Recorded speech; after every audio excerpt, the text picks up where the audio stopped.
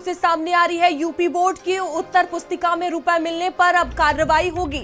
रुपए रखे मिलने पर नकल सामग्री मानकर सील होगी कॉपी। परीक्षार्थियों की कॉपी पर कक्ष निरीक्षक निगरानी रखेंगे। पैसे मिलने पर परीक्षार्थी और कक्ष निरीक्षक पर कार्रवाई होगी। बता दें कि सचिव माध्यमिक और शिक्षा परिषद ने सभी डीआईओएस को इसको लेकर निर्देश दिए हैं। तो एक बड़ा और अहम फैसला देखिए यहाँ पर लिया गया है। कई तरह के मामले देखने को मिलते हैं जब परीक्षार्थी परीक्षा में अपनी कॉपी में पैसे रख देते हैं और इसी को लेकर अब बड़ा फैसला लिया गया है।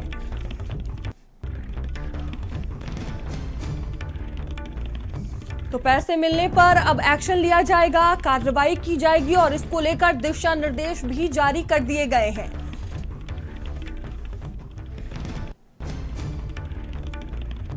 और अहमर हमारे साथ जुड़ चुके हैं। अहमर, क्या ये पूरा फैसला है, क्या कुछ कहा गया है दिशा निर्देश में?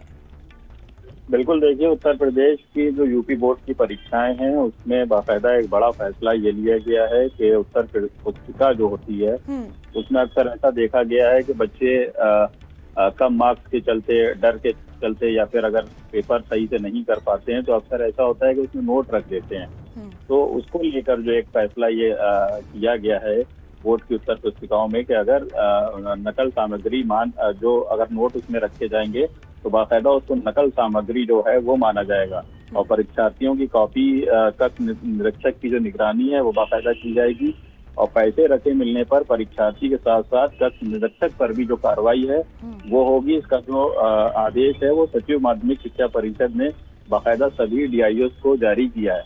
तो उत्तर प्रदेश की जो इंटर और हाई स्कूल की जो परीक्षाएं हैं उनको लेकर ये आदेश है, क्योंकि जो अक्सर ऐसा देखा गया है कि बच्चे अक्सर कॉपियों में रकम में जो पैसे हैं नोट रख देते हैं।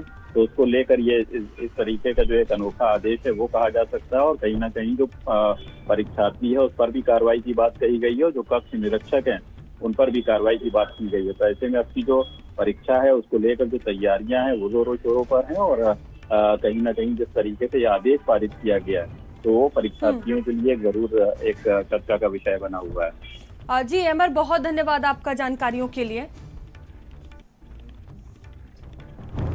वहीं दिल्ली में